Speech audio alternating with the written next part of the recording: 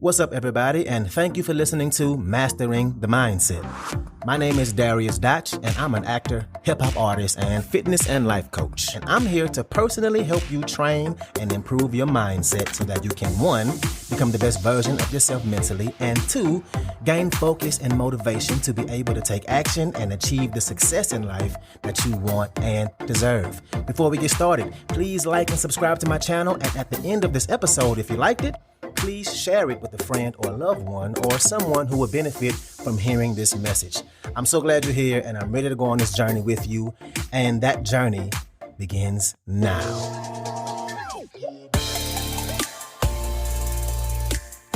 All right, and welcome back to another episode. Today we're going to be talking about you. Talking about the fact that there's nothing wrong with you, how you're a perfectly, fully perfect person just the way you are. And I know this may sound corny or cliche or whatever, but stay with me. And I want you to think about this. Think about you. You are not broken. You don't need to be fixed. You are perfect just as you are. How does that feel inside your body? Does it feel good? Does it feel like BS? Okay. Well, we as humans, the longer we live, the more we see. We done seen it all. Every type of abuse, every type of trauma, mental abuse, physical abuse, sexual abuse, suicides, attempted suicides. Maybe you've attempted suicides. People you know die. There's rape. All these terrible things in the world.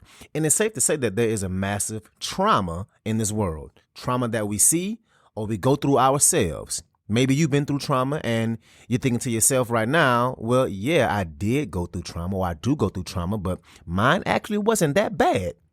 Maybe you got bullied in school or something and it really wasn't that deep. Well, your traumas don't have to be this massive thing in order for it to leave a scar, a deep scar. Some people, maybe they had a really good upbringing. They didn't have to worry about money growing up. They had both parents in their household. They had a happy childhood, but still something happened to them. Maybe they got their heart broken, or maybe they got cheated on. And that may be what they feel like is the worst of it. And you do have people, and maybe you're one of them, that feel like they don't deserve or they didn't have it bad enough to consider themselves going through trauma. They feel bad because they feel like life for them has been pretty good. Hasn't been that quote unquote bad. And the thing I want to get to in this episode is that regarding to the way it's stored inside your body, trauma is trauma, big or small. If it's there, then the size of the event ain't as impactful or less impactful as you may think it is. And we all have some kind of scars from life, from the things we go through. That's just the way life is. Some people been beaten. Maybe your father didn't show you love growing up, or your mama didn't give you the love you needed as a child. There's something that affected you in some traumatic way or another, and you may feel, again, that it's not that bad. Maybe you had a parent that instilled fear in you because they themselves were always afraid of change and new things. So you have trouble doing things unfamiliar to you. Maybe you witnessed a brutal fight as a kid or an adult that stuck with you. Maybe, like me, you watched a scary movie that was way too old for you. I watched Candyman when I was young, back when I was in middle school. And let me tell you, I watched this movie at home during the daytime. And when I tell you that movie scarred me for years, I would not go to the bathroom at night. I couldn't bring myself to do it, so I just held it. It took me years just to be comfortable in the dark. It was a traumatic experience for me. And to this day, I have no desire to go see the new one. Nope. I'll pass. I'm good. And all these types of things store in your brain and in your body. All the different types of events that may be traumatic, quote unquote big, or quote unquote small. The important thing to take away from this is whatever happened, it's something that stunts your development in one area or another in your life. It can be you getting cheated on and having your heart broken when you were in college, and then for years and years after, you have trouble opening your heart to any other potential partners. Me, cough, cough. Been there, done that. Maybe you don't know how to show love to your kids or your spouse because as a kid, you didn't receive the love you needed. Or maybe you watched a stupid, scary movie that you was way too young for, and now as a grown-ass man, 36 years old, you still don't like scary movies. Whatever the case, whatever the trauma, it's stored in your body the same way. And one thing that we tend to do is we feel like there's something wrong with us because of this. Like there's something wrong with us because the things we went through were bad and it damaged us. And we may feel like we don't deserve things like happiness or love or pity. Or we feel like, hey, this is the way I am. I know it ain't perfect. I know I'm different. There's nothing I can do about it. And whatever that event was that happened, we drag it along with us for the rest of our lives. It becomes a part of us. Again, for somebody who may have gotten their heart broken, they'll get over it, they'll get married, and then potentially not open up the way they truly should with their spouse. And they won't be conscious to it. They won't even realize it's happening. It's unfortunately just the way they are now. And a good example I like to use, and I'm stealing this example, is something I've heard before, but it's the example of the three-legged dog. You ever see a three-legged dog? And not one that just lost their leg, but one that's fully recovered and running around on those three legs like nothing ever happened to them. They just as happy, just as playful, still full of smiles, just as loving. They may run a little different than a four-legged dog, but you better believe they still hop around and live life like any other dog. And this is a perfect example of how we as humans should be when it comes to circumstances and events that happen to us in our past. This is how we should strive to be. Things happen, we work through it, learn from it, and keep going. And obviously we know that dogs don't have a developed brain like humans do. So yes, them losing a leg won't affect them the same way. But the point I'm making is there was an old version of them, something happened, and now there's a new version of them. And for us, there was an old version of us that used to be, and then there was this traumatic event, and there's this version of ourselves now. And while there's a lot of people that would look at that dog and say, oh, that dog lost a leg and feel sorry for them, that dog don't feel sorry for itself. That dog is still living his life. And there's something there that we should take away from, because things happen in our lives and we can feel sorry for ourselves. We feel broken. We don't feel whole, like there's part of us missing. But we still have all four. We have both of our legs, both our arms, all 10 fingers and toes, both eyes and ears. Our body is still whole. Everything is all there. And I know the feeling is on the inside. I know that. It's in our brain, our spirit. We just feel it. But feelings can change. We don't have to continue to tell ourselves this story that something is broken or missing. We choose to keep believing it to be true. And the more we believe it, the more we drag it through life, the more we continue to tell ourselves this story that this is part of who we are, then the longer it'll still be there. So there's the traumatic event, right? Something happened, quote unquote, big or small, that was traumatic. And then there's the trauma, right? That's the feeling, the way our brains change that lives on inside of us. And we have to become aware of these feelings and address it so we don't carry this forever. So these feelings, that trauma doesn't limit us. This story that we have in our heads, it holds us back and we repeat it to ourselves all the time. And a lot of times, maybe even most of the time, we're not even aware of it. We don't even realize that we're carrying this. Now, I don't know if y'all can tell, but I literally figured out why I don't like scary movies as I was recording this podcast. You can ask anybody who knows the kind of movies I watch. I don't watch scary movies like that. I just don't. Now, I probably exaggerated a little bit about never watching scary movies. I still watch one every now and then, but I don't like that genre. Give me action, give me suspense. But for the most part, you won't catch me suggesting a scary movie, right? And that's from that trauma of watching my first scary movie, Candyman. And when I was way too young. And ever since then, scary movies, they just ain't been for me. And I wasn't even aware of this. I didn't even realize where that came from. Hell, I didn't even care where that came from. For all these years, all I know is I don't like scary movies, and it was just part of who I am, part of my identity, that I don't do scary movies. And again, this obviously ain't a serious example. Hopefully it's something you can laugh at. I know I do. But in what areas in your life are you doing this same thing? This exact same thing, and you don't even realize what it is. What areas in your life are you doing this exact same thing, and you do realize where the trauma came from, but you let it be part of your identity? What's up, what's up, what's up? I want to take a quick moment to say thank you so much for listening to this episode, and to also let you know that this podcast is 100% donation driven, which means it's completely funded by you, the listener. So If you like the content I have to offer, I would love it if you can make a donation and you get to pick the amount. I left links in the description of the video as well as my homepage. You can choose which way benefits you the best to donate.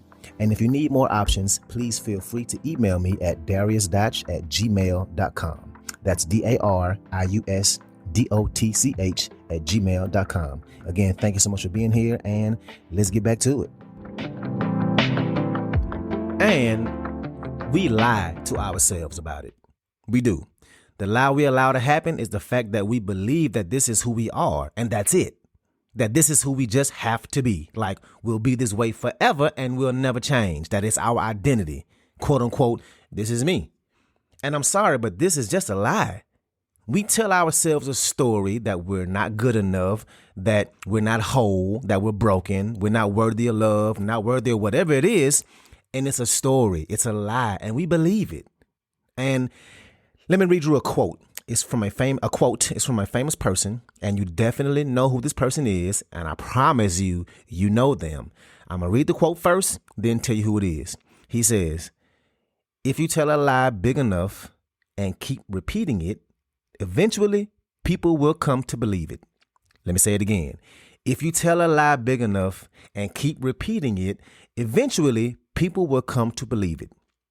Now, would you say there's some truth to that? A lot of truth to that? Yeah, I would agree.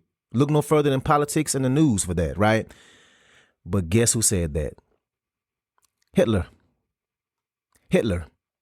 If you tell a lie big enough and keep repeating it, eventually people will believe it. And we do this in our own head. We start lying to ourselves and we keep repeating it in our subconsciousness, deep in the back of our minds. You're not good enough. You're not worthy of love. Remember that person that lied and broke your heart? Remember when you did that person wrong? You don't deserve happiness. And we've been telling ourselves this story for so long that now we believe it. It's not that you're broken. It's not that you're not whole or unlovable or unworthy or not good enough. It's the fact that you won't stop repeating it. We bring that trauma with us. There was the event, right? It was traumatic. And then the trauma came from the event and we still carry it. Even though the event only happened one time, that can't be your identity. What you've been through, even though it could have been horrible, it doesn't have to be part of you. It doesn't have to make you feel less than. I heard this quote from somebody the other day, and I think it applies to what we're talking about right now. Shame breeds in the dark. Shame breeds in the dark. Don't try and get out of the dark alone. Talk to somebody. Somebody you trust that you can talk to. Because if it's one thing I know for sure, is the way you view yourself, it's not the same way somebody you love views you. Have you ever had that revelation? Like, if you view yourself in some negative way and you've been feeling like this for a long time, and when you go talk to somebody like a best friend or your spouse or partner or somebody you deeply trust who knows you, and you tell them how you feel, one, just getting it off your chest is going to make you feel way better. But seeing the way or hearing the way they see you, you're going to realize that you're not as low as you think. You're going to realize that what you think about yourself ain't actually reality. It's not some absolute truth. That's who you are. So the first thing we need to do is talk to somebody. Maybe that means a therapist if you don't trust anybody with what you need to talk about. Shame breeds in the dark. So get it out. That's one. Second thing you should do is tell yourself a new story.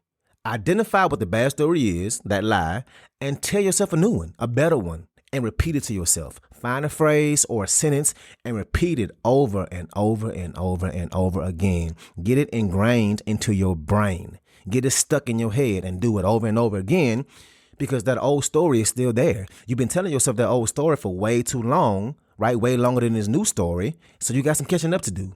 Get that good thing stuck in your head. Now, I can't play music on here because I don't have the rights to do it.